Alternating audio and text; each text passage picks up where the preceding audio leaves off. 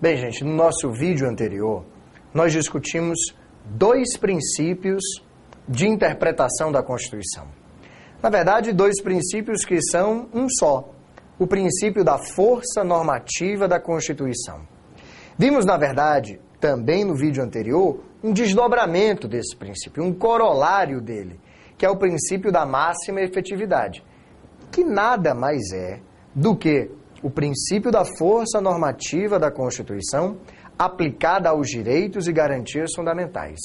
Isso aqui a doutrina fez apenas para reforçar a proteção especial que deve ser dada à dignidade da pessoa humana.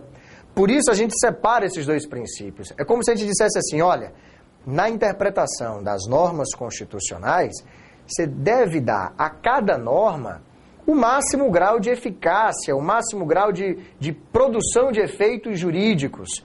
Agora, em se tratando de direitos e garantias fundamentais, olha, atenção redobrada quanto a isso, hein? Força normativa e máxima efetividade.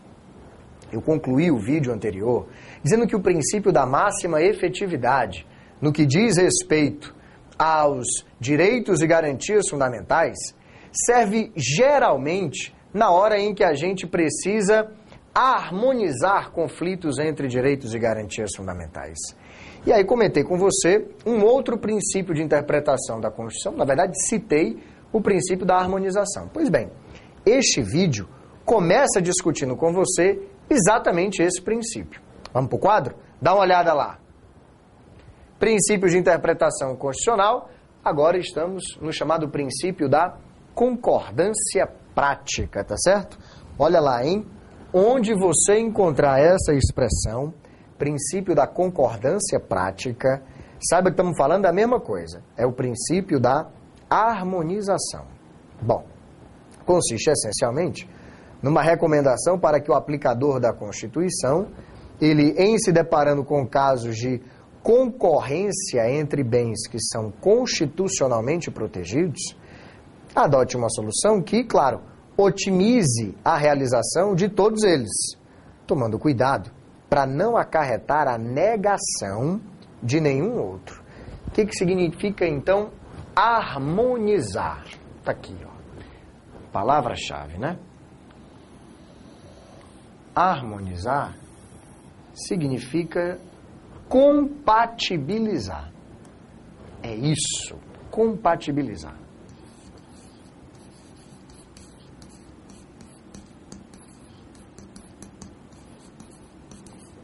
Harmonizar normas constitucionais significa compatibilizar. Veja, e compatibilizar significa a aplicação das duas normas, e não a negação das duas. Eu tenho aqui uma norma constitucional 1, que está em aparente conflito com uma norma constitucional 2. O princípio da harmonização me impõe dar máxima efetividade ou atribuir força normativa tanto a uma como também a outra.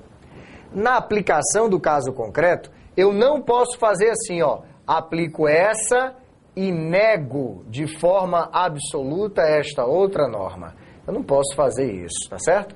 Eu tenho que, repara bem, tomar o cuidado de, na solução de problemas jurídico-constitucionais, me deparando com casos de concorrência entre bens que são protegidos pela Constituição, eu não posso negar nenhum deles. Eu tomo o cuidado de, na aplicação do caso concreto, não negar um em detrimento do outro. Então, olha lá. Lembra daquele exemplo que eu citei no vídeo anterior? No exemplo que eu citei no vídeo anterior, eu disse assim, a liberdade de credo e o respeito à integridade física e moral. Aí nós pensamos numa determinada liturgia que incluísse entre os seus ritos uma prática que submetesse a pessoa a tratamento desumano, a tratamento degradante, ou uma prática que submetesse alguém à tortura. Como é que eu vou, então, repara, compatibilizar, harmonizar essas duas normas? Sabendo que pelo princípio da máxima efetividade, eu tenho que atribuir maior valor, maior grau de aplicação, maior produção de efeitos jurídicos às normas que definem direitos e garantias fundamentais. Veja, eu ainda não sei como é que eu vou fazer isso. Lá na frente nós temos uma orientação um pouco mais segura. Ainda não sei como é que eu vou fazer isso, mas eu já sei de antemão que se eu aplicar o princípio da proibição que as pessoas sejam submetidas à tortura, tratamento desumano ou degradante, eu não posso fazer isso negando o direito à liberdade de credo. E se mais, eu aplicar o princípio da liberdade de credo, eu não posso negar o fato de que as pessoas estão proibidas de serem submetidas a tratamento desumano ou degradante, que sejam proibidas de submeter à tortura. Eu preciso achar um jeito de compatibilizar tudo isso. Eu preciso encontrar uma forma de harmonizar as normas constitucionais. Por quê, Fernando? Por conta da mãe de todos os princípios de interpretação da Constituição. Por conta do princípio da unidade constitucional. Como a Constituição é um todo harmônico, ela é um todo lógico, coerente, sistêmico. Portanto, uma norma constitucional, ao agredir outra norma constitucional, é uma agressão apenas aparente. Na hora de aplicar a norma ao caso concreto, eu tenho que tentar harmonizar as duas, de forma a atribuir um valor, uma eficácia, um grau de aplicação nos dois casos, sem que uma negue a outra norma constitucional. Fernando, é difícil. Não, não é difícil. É só você ser razoável. E está aqui, então, um outro princípio de interpretação da Constituição. Olha aqui. O princípio da razoabilidade e da proporcionalidade. Está aqui. Ele é utilizado para verificar a legitimidade das restrições de direitos. O que é, na verdade, Fernando, o princípio da razoabilidade, esse princípio da proporcionalidade? É uma pauta axiológica que emana das ideias de justiça, da equidade, do bom senso, da prudência, da moderação. Fernando, ainda não estou entendendo rigorosamente nada. Como é que eu de pauta axiológica? Isso aí ficou muito sem futuro. Veja, uma pauta axiológica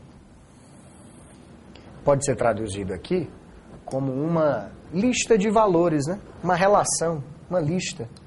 Está aqui. De valores. Isso é uma pauta axiológica. É uma lista de valores que emana. Portanto, um desdobramento. Essa lista de valores eu trago da interpretação daquilo que eu entendo como sendo justo, da equidade, da aplicação do bom senso, gente, da aplicação da prudência, de uma aplicação moderada daquela força coercitiva do Estado. Lembre que uma das principais características do Estado é de que o Estado ele monopoliza o uso legítimo da força, o uso legítimo da violência. É verdade que o direito regula a vida em sociedade, mas você já parou para pensar como é que ele faz isso? O direito regula a vida em sociedade limitando liberdades. Na hora que eu digo ninguém é obrigado a fazer ou deixar de fazer alguma coisa, senão em virtude de lei, eu estou dizendo que a lei vai dizer o que é que eu estou proibido de fazer, o que é que eu estou obrigado a fazer. E eu sou livre desde que eu não ultrapasse as obrigações e as proibições. A lei limita a minha liberdade. E o Estado tem força, tem autoridade para usar a violência, caso eu rompa estes limites. Quando eu falo de violência, eu falo de porrada mesmo, certo? Cacetete, gás de pimenta, bala de borracha, aquelas maquininhas de dar choque, cacetete, jato d'água, eu estou falando de cela, cadeia, eu estou falando disso, violência mesmo. O Estado detém o monopólio legítimo do uso da força para fazer valer as suas normas jurídicas, o direito, a regulamentação da vida em sociedade, através das normas jurídicas. Agora, ele usa essa força, esse poder de limitar as liberdades, com prudência, com moderação, com bom senso, sem perder de vista que a finalidade é a realização da justiça. Por isso ele tem que ser razoável na aplicação das normas jurídicas e das normas constitucionais principalmente. Lembra lá daquele caso que nós citamos ainda no vídeo anterior? Você tem a liberdade de credo e tem a integridade física e moral em aparente conflito. Pelo princípio da máxima efetividade, eu tenho que otimizar. Eu tenho que dar o máximo poder, o máximo efeito jurídico às duas normas. Mas, bom, elas estão em contradição, num conflito aparente. O que eu preciso fazer? Harmonizá-las, compatibilizá-las.